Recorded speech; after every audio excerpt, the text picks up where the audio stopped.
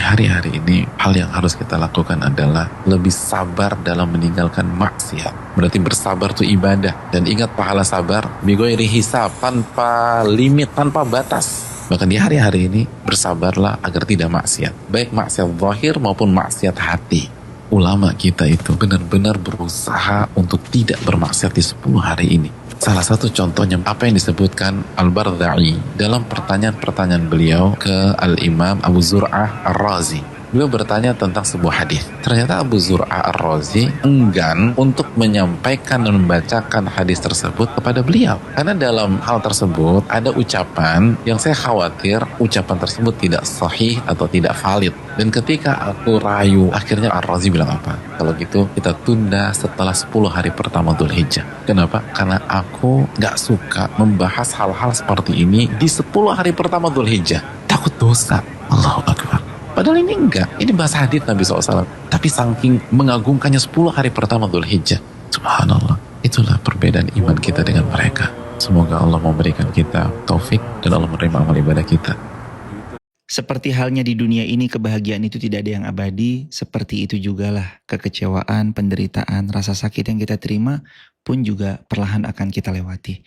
Yakini baik-baik bahwa tidak ada sesuatu yang terjadi kecuali semua sudah Allah tetapkan dalam takdir terbaik untuk kita jalani. Yang kita perlu lakukan terus berbaik sangka kepada Allah atas semua yang sudah terjadi.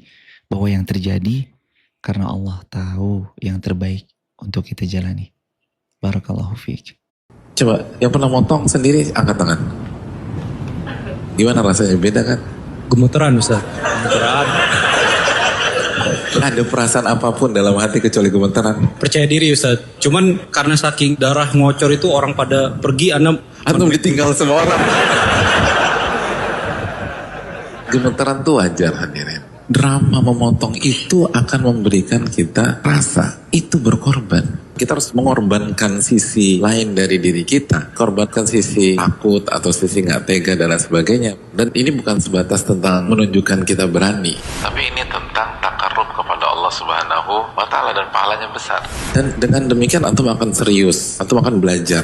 Lihat Nabi kita SAW motong sendiri dan mewakilkan. Kita selama ini sudah mewakilkan. Nah sekarang waktunya kita mengamalkan sunnah Nabi SAW untuk potong, untuk melawan sisi lain dari diri kita sendiri. Itu aja sih sebenarnya. Dan itu kalau kita berhasil dengan pertolongan Allah, rasanya tuh benar-benar berkorban, karena nggak mudah kan.